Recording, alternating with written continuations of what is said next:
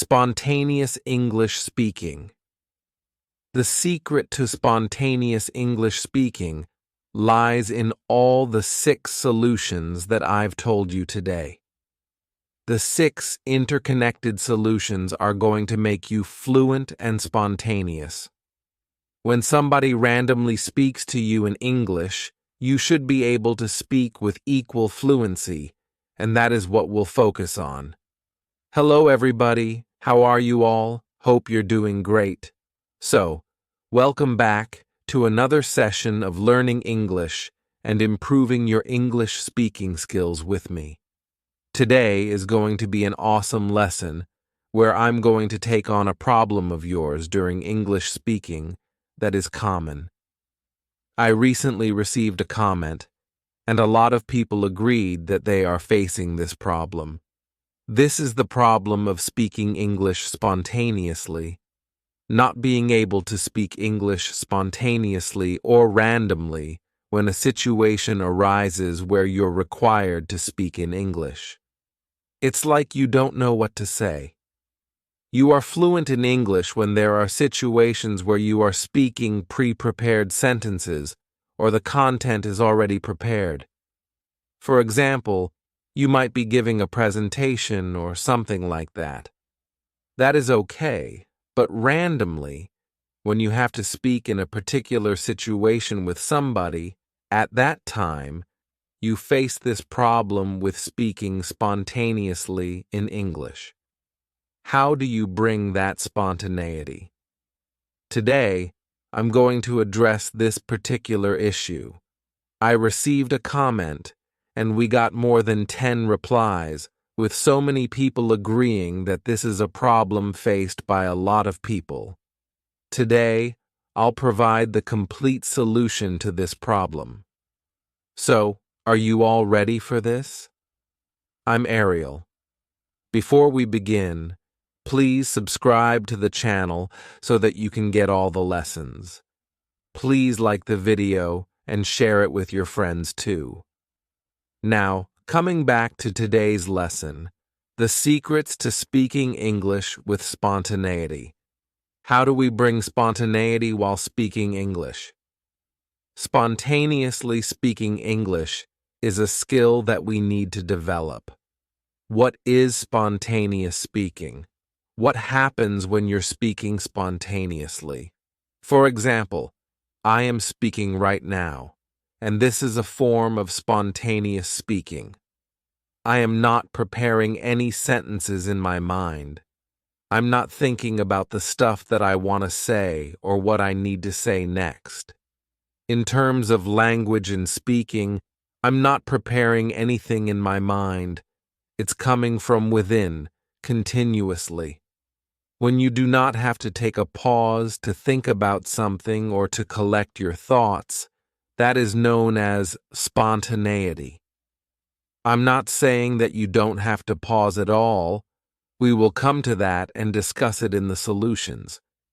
The thing is that you're not taking a long pause that causes a delay in your thinking process and your speaking process. The gap is not there. When you're not spontaneous, there is a gap between these two processes, thinking and then speaking. The other person is able to judge that something is going on, and you yourself are too conscious about what you want to speak. That is the lack of spontaneity. When this random situation arises, you have to prepare and think about what you're going to say. For example, if somebody asks, "What are your plans for this weekend?" and you have to think about it for a few seconds, you become very conscious about what to say in English. In this random situation, if you find yourself tongue-tied, an idiom meaning you don't know what to say, it's like you're in a zone where you're completely frozen and not able to think of what to say or how to start the sentence. That initiation point is missing, and it causes a lack of spontaneity, which is a complete hindrance to your fluency. So, it's very important to bring spontaneity into speaking if you want to speak English fluently. It's part of fluent English speaking. For that, I have 6 solutions for you, and we are going to discuss each one. This is a complete action plan for what you need to do in order to speak spontaneously in English. When you speak, you should speak spontaneously, without spending too much time jotting down your thoughts, translating, or thinking about grammar structure. You don't search for words. It comes from within without any time lapse. You speak continuously with a flow without second-guessing yourself. That is the spontaneity we want to achieve. I have the solutions, so let's begin with the 6 solutions. Solution number 1, something that is very important, is training your subconscious mind. Training our subconscious mind is key. This is the first solution, the foundation of spontaneous speaking. The subconscious mind plays a big role. It stores a lot of information and processes it for us. Our subconscious mind is habitual with our native language. Now, we need to make it habitual with the English language, so that when we need to speak in English, we don't feel uncomfortable, panic, or react with fear. It's the subconscious mind that is handling the thinking process. Whatever information you're taking in and whatever you're saying, it's being processed in the subconscious mind. For example, right now, whatever I'm saying is going into your subconscious mind, and it's resonating there. That means there is a voice in your subconscious mind which is repeating everything that I've said right now. It is getting stored there, and somehow it's going to stay there for a long time. If you do not come to it again, if you don't pay attention to what I'm saying, then you might lose it. If you don't apply the solutions, then you might lose it. But right now, whatever I'm telling you, it's going to be there. So that is what we have to do. We have to make our subconscious mind habitual of English. We have to train our mind in the same way it's trained to be comfortable with your native language. You have to do that. You have to train your subconscious mind. There are a lot of ways to do that. Number 1 is through listening. When you listen, you store information in your subconscious mind.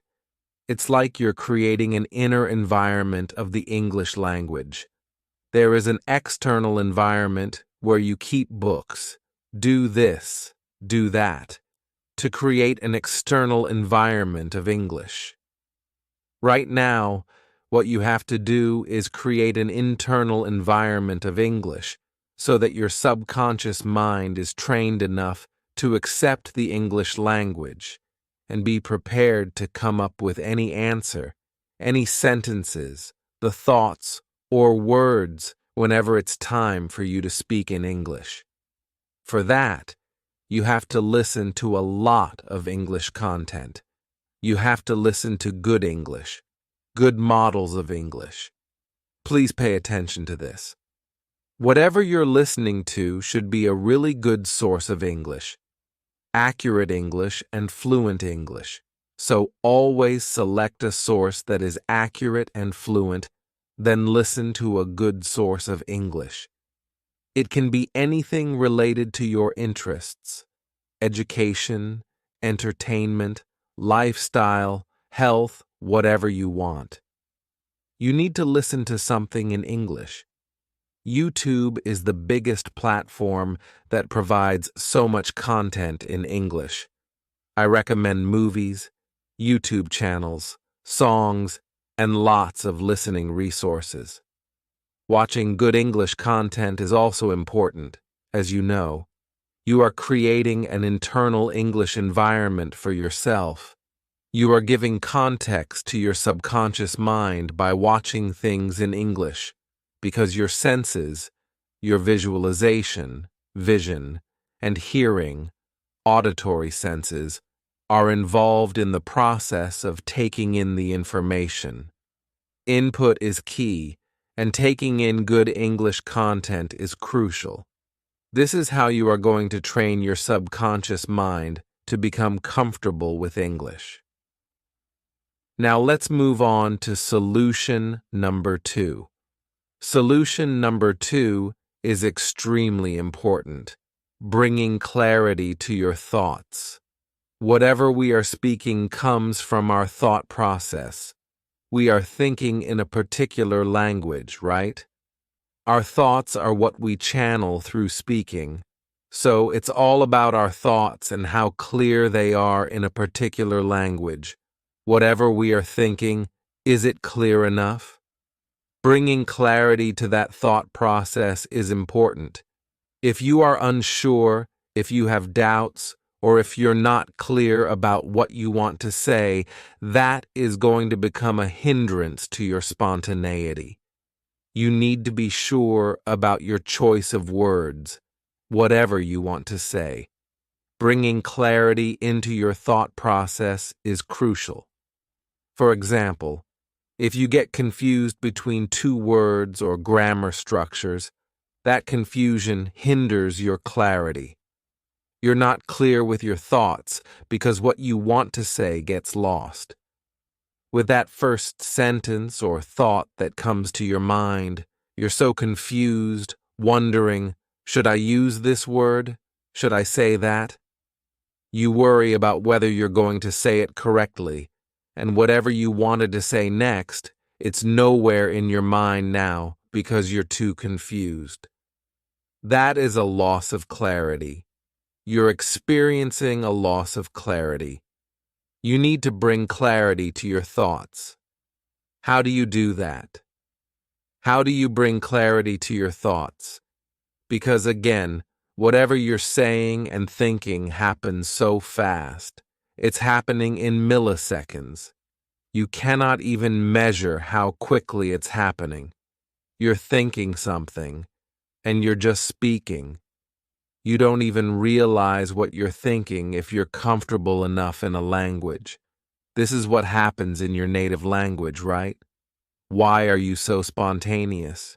Because you do not have to search for everything. No, you don't think about it too much. It's just there. You know what to say. If someone asks, "How are you?" in your native language, you know exactly what to say. If someone cracks a joke, you know exactly how to respond. But in English, you experience a setback. You're not spontaneous enough. You've spoken something, but then there's a lag because you're searching for more thoughts, and then you're speaking. That lag is something we have to reduce, and for that, we need to bring clarity to our thoughts. Again, this is an advanced step in training the subconscious mind. A very advanced step. How do you do that? I have a great technique, subvocalization. For example, this is happening right now. Whatever I'm speaking, it's there in your mind, resonating. It's like whatever I'm saying, you're thinking about it and it's getting stored. That is part of subvocalization. Subvocalization is also a reading technique. When you're reading something, you can hear each word clearly in your mind. It's like you're reading out loud, but not in the real sense, in your mind. So, what do we do in read aloud? We pick up a book and read it out loud. But with subvocalization, you're reading a book and vocalizing it in your subconscious mind. You're training your subconscious mind. Now, can you see how all the steps are linked together? Step 1. Step 2. Everything we're doing is interconnected. all the solutions are interconnected in some way. So that is why it's very important to take up all these solutions. They are going to give you the best possible results for this particular problem. When you subvocalize, you can listen to your own words in your own voice. Try it once, and you'll be able to do it. Just pick up a book and start reading it, and you'll be able to hear the words in your mind, in your brain. Doing it in a controlled manner, in a limited manner, can help you train your subconscious mind. When you do it repeatedly, you are feeding thoughts in your mind in English. Whatever you're reading, you're vocalizing it in English. That means the thought process that we're talking about, which should be in English to bring spontaneity, is happening now because you can hear each and every word in your mind. That is subvocalization, speaking everything out loud as if you're actually speaking. You're hearing your voice in your mind as you read. For example, somebody is reading a book, and there is a sentence. She's standing on the balcony, staring at the stars. You're maybe reading a poem or a novel, and there's this particular sentence. You would read it silently, but in your mind you'll hear it as if you're speaking it out loud, with the same intonation and everything, like, she's standing on the balcony, staring at the stars. That kind of quality you will have. So, this is subvocalization, and if you do it, it will help you train your mind and bring clarity to your thoughts. Why? Because now you are reading lots and lots of sentence structures, and those sentence structures are resonating in your mind. You're feeding those sentence structures, the words, the collocations, and the proper sentences into your subconscious mind. When the time comes, your subconscious mind will retrieve them because you vocalized them. Since you vocalized it in your mind is now trained to speak it. You'll gain confidence to speak the same word, and you'll be able to do so. This is a technique to bring clarity to your thoughts and train your subconscious mind. Solution number 3. Solution number 3 is to think in English. Since we are talking about the mind, thoughts, the subconscious mind, and clarity of thoughts, obviously thinking in English is a very important step to speak English spontaneously. If you want to become spontaneous while speaking English, you need to think in English. Now, I've told you, thinking in English is being able to speak in English without thinking about your native language or translating. So, if your thoughts are in your native language, for example, if you're looking at something but the adjective coming to your mind is in your native language, that is something we need to stop because that is a hindrance in the process of spontaneity. You should be able to think in English.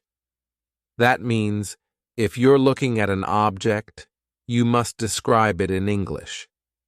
You should be able to switch your thoughts from your native language to English.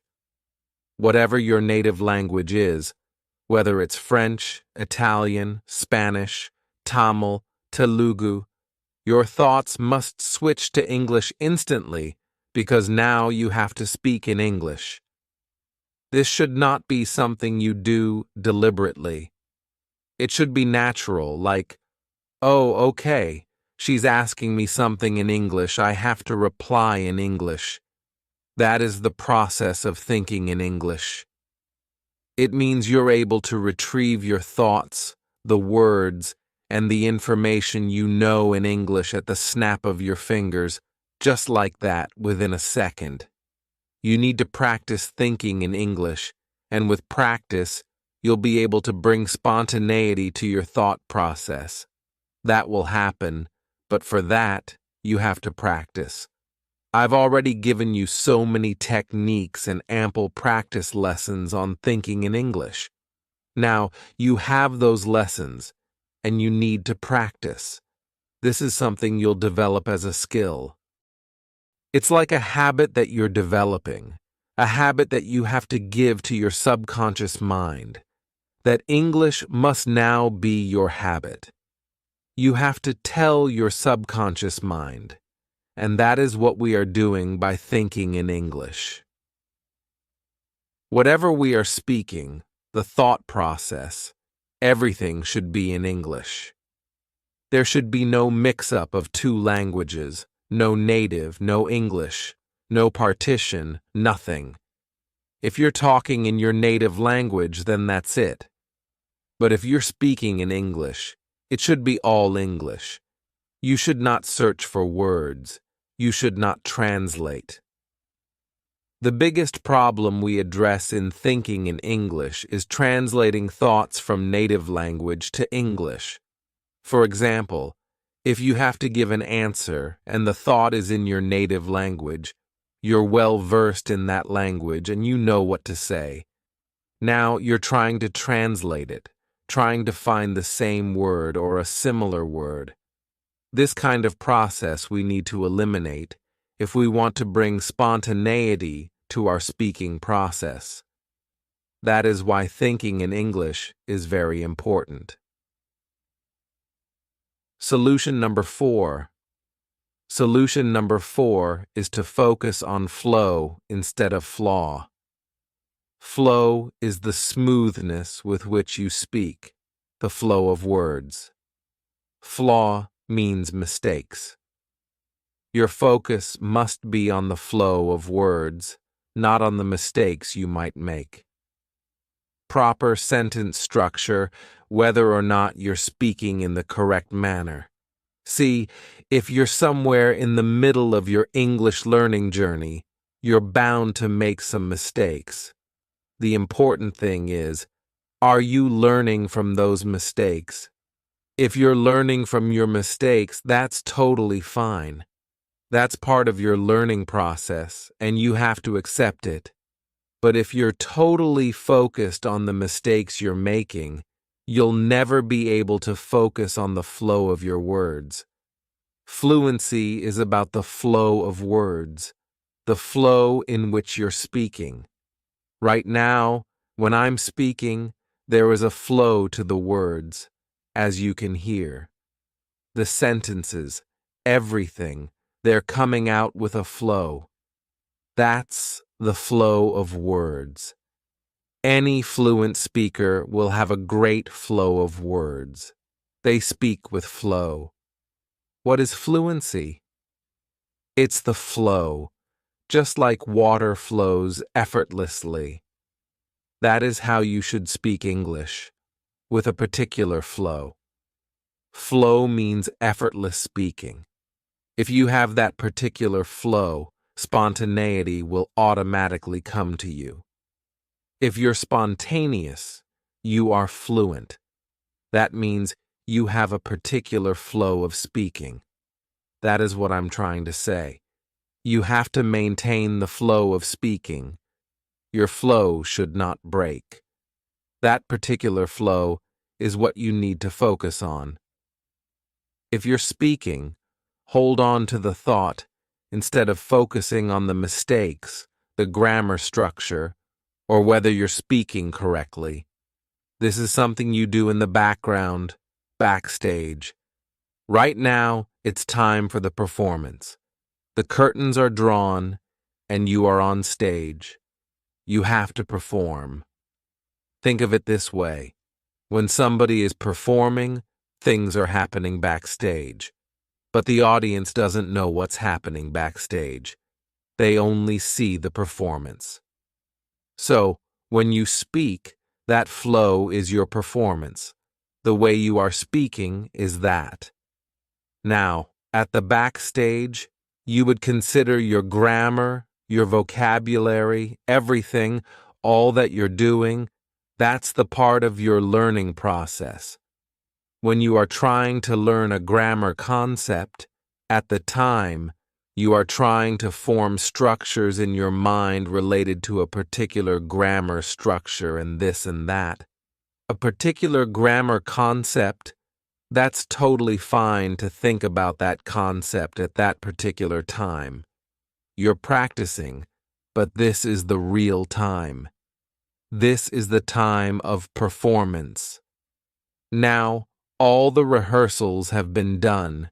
This is the time you have to speak with the flow. So please focus on the flow of the words, the way you are speaking. That's the key. Solution number 5. Well, the next solution on the list is to use small sentence structures. So, when you're speaking in English, try using small sentence structures. Do not use complex sentence structures, or do not do something like you're speaking and speaking and speaking, and you're not ending that particular sentence. This is a common problem when you are trying to translate things in your mind. You don't realize that you do not end that particular sentence, and you keep on speaking, and create a very long sentence with lots of thoughts and information jumbled up into one sentence. This happens. You would not realize it, but it happens to a lot of people, and that is something we have to eliminate. What you have to do is use small sentence structures. Pay attention to ending something. You've said something, end it. Small sentences will allow you to speak fluently and spontaneously because there is this short sentence. You've spoken it. Now you can begin with something else. You do not have to stretch it out and then think about what to add. What to do, this and that. No.